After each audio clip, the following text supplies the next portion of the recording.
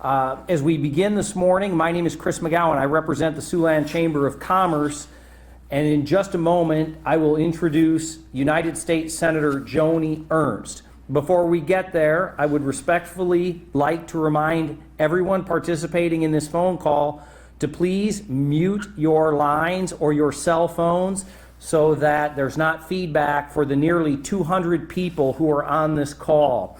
I'd like to begin by thanking Senator Ernst and her staff and the staff of the Siouxland Chamber. We have an extraordinarily strong response. This was initially capped at 100 participants. The demand was so great so quickly that we expanded that and now have just shy of 200 people or lines on this conference call.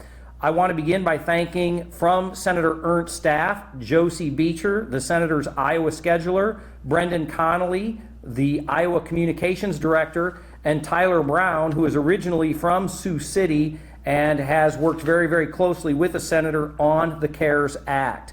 I also want to thank Barbara Slonaker, the Executive Vice President of the Siouxland Chamber of Commerce, for coordinating this, and Carrie Gill, who's a 30-year veteran of our armed forces, and she has handled all of the coordination and RSVPs. So a debt of gratitude to those people.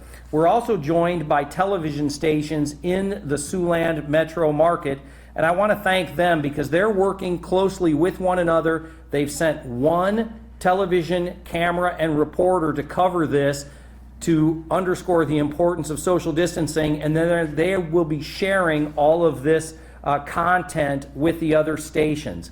We expect this call to wrap up at approximately 12:40 or 12:45, and we're grateful for those who have sent in questions at this time.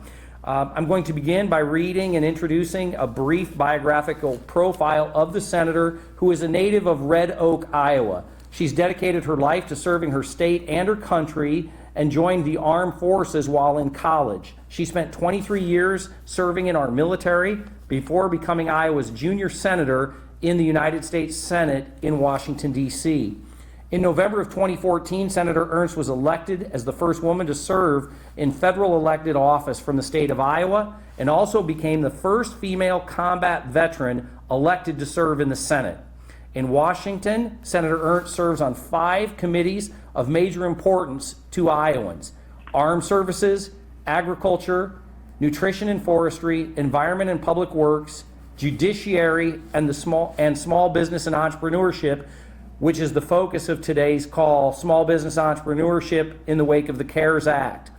In both Washington and at home in Iowa, the senator is focused on growing a vibrant economy and ensuring our government runs effectively and efficiently. Senator Ernst received her undergraduate degree from Iowa State University, where, as I mentioned earlier, she served in our armed forces by joining the ROTC program.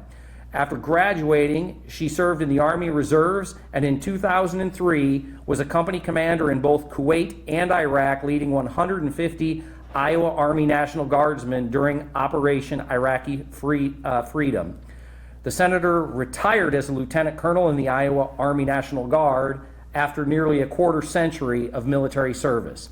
Known for her independent leadership and commitment to public service, Senator Ernst previously served as the Montgomery County Auditor and a state senator before becoming Iowa's one of 2 United States senators representing Iowa. With that introduction, Senator Ernst, thank you so much for spending part of your very busy and chaotic schedule with the people of Sioux City and the Siouxland region. Oh my goodness, Chris, thank you. That's a great introduction. And Barbara and Terry, thank you as well for making this time happen. And what I'll do, I'll give you a quick overview of what we have done as Congress in phases 1, 2, and 3 of our rescue packages. And then we do have some questions that we'll get to as I complete that. But again, I want to thank everybody. I know that this is a difficult time for not only all Iowans, but for America and our globe. We are witnessing a pandemic at the scale that we have not seen in modern history. And so the struggle that we have, please understand, we will get through this. We will get through this. I know it is hard, but we will get through this. Iowans are resilient. So in Washington, D.C., Senator Grassley and I did work at a pretty darn rapid pace, and we did work across the aisle with all of our colleagues on packages that supported and provided relief for workers, for our families.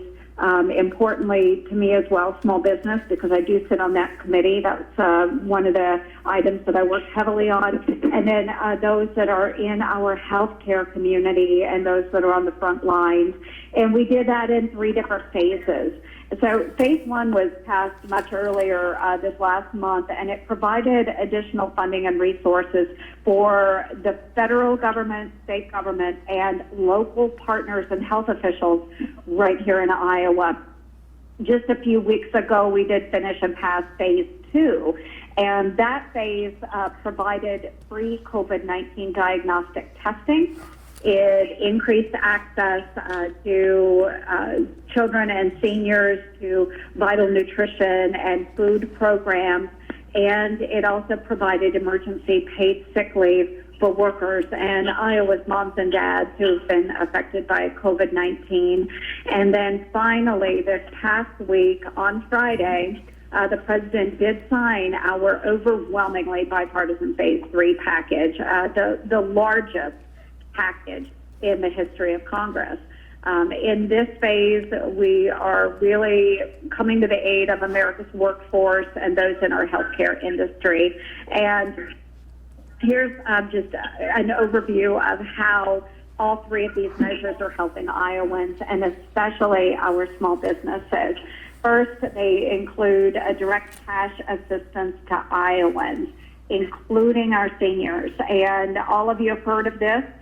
These are the direct payments that will go to those who earn $75,000 or less. They will get the maximum $1,200 each.